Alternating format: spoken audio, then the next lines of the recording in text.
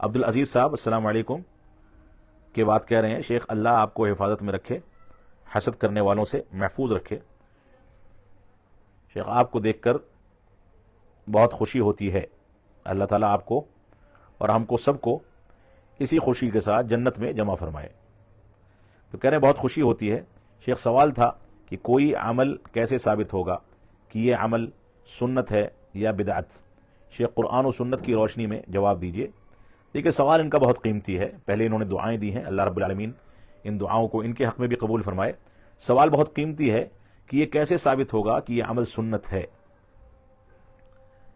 اور یہ کیسے ثابت ہوگا کہ یہ عمل بدعت ہے؟ قرآن و سنت کی روشنی میں جواب دیجیے کہ سنت کس کو کہتے ہیں، اس بات کو سمجھ لیں۔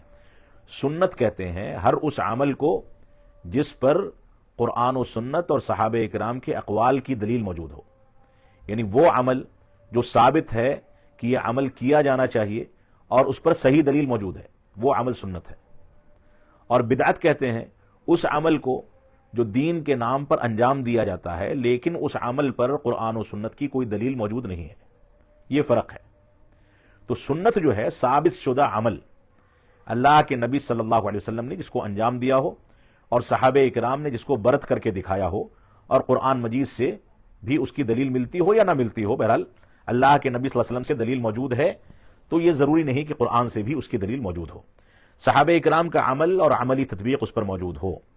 تو دین اصل میں، یہ سنت اصل میں اس چیز کو کہا جاتا ہے جو چیز رسول اکرم صلی اللہ علیہ وسلم سے ثابت ہو، یا دوسرے الفاظ میں آپ یہ کہہ سکتے ہیں کہ مسنون عمل یا سنت عمل وہ ہے جو قرآن و حدیث سے ثابت ہو اور فہم سلف صالحین پر سے اس کا ثبوت ملتا ہو یا اس کا طریقہ ثابت ہو، یعنی قرآن و سنت کو فہم سلف کے مطابق سمجھنا اور اس سے جو نتائج یا جو عمل ثابت ہوتے ہیں وہی عمل سنت ہے۔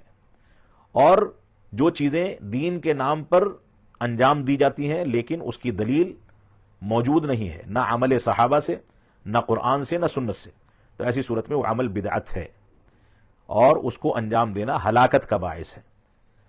اسلام اس پر بہت سخت موقف اختیار کرتا ہے، لہذا اس تفصیل کو اپنے سامنے رکھیں۔ اللہ رب العالمین آپ کو سنت کا سچا خادم بنائے اور اس کی پیروی کرنے کی توفیق عطا فرمائے۔